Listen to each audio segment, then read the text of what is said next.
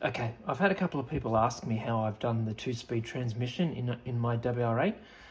So I'll give you a quick overview on this video of how I've done it. So in here is an RS4 Evo 3 gearbox. It's been modified to fit within the WR8 chassis. There's quite a bit of modification to do, but most of the parts are off the shelf. I just so happen to have the engine out at the moment because I lost a manifold screw. And so I'm trying to get a replacement screw at the moment, but yeah, parts are hard to get by at the moment. So the internals are all HPI parts. Most of the bits and pieces I was able to get off eBay. They're getting more scarce and harder to find, but it can still be done. It took me about 3 months to find all the pieces and put it all together within the car.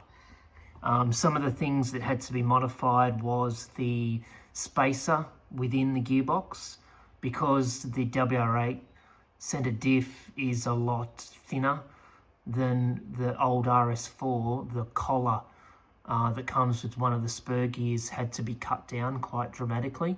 I just used a Dremel to cut it down to the right length. There was a few other bits and pieces that had to be changed. The servo linkages had to be swapped around, which was fairly easy. It was just a matter of changing it and making it work with what was originally there, no extra parts. The other tricky part was the brakes. The brakes had to be modified as well. You can probably see in this video that there's actually quite a few extra metal braces in there. Again, they're just all standard HPI parts off the shelf that I was able to get. I've seen some of the forums where some of the people that have done this have just removed the brakes completely, but I wanted it to be pretty much stock with a 2-speed. So that's why I've modified it so that everything still works perfectly. Clearancing's a bit difficult as well because there's a lot less space in there to fit everything, but it does fit.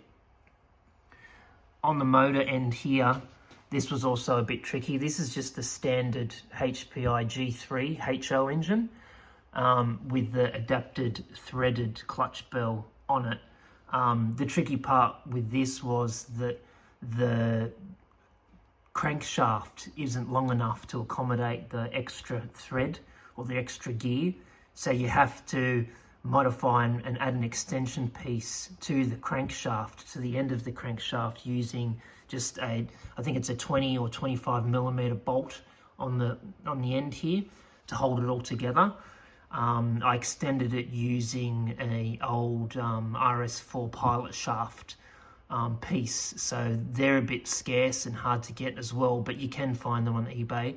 You just cut it down to the right length in order to extend what's required on the clutch bell for it to sit properly and mesh properly. The other thing that had to be changed was the flywheel, so that's not the standard one that was on the engine. This again is an RS4 older style flywheel that I found off eBay.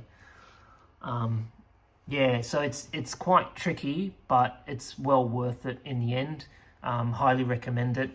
Some of the forums also had to clearance out some of this chassis, as in file this down and file this down, but I don't know why, but for some reason on my setup, everything fits, so I haven't had to modify that, which was great.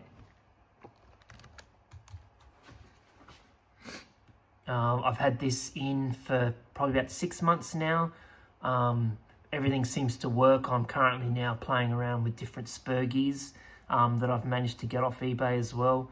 I've got some smaller spur gears for the center diff here with less teeth, and I'm also looking at putting some threaded pinions with more teeth on them.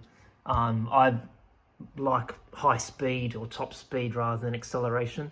I'm yet to put any type of GPS on it to see what speed it goes, but I'll probably do that using a cheap bike GPS, and I'll test out this configuration first before I go playing around with any more spur gears.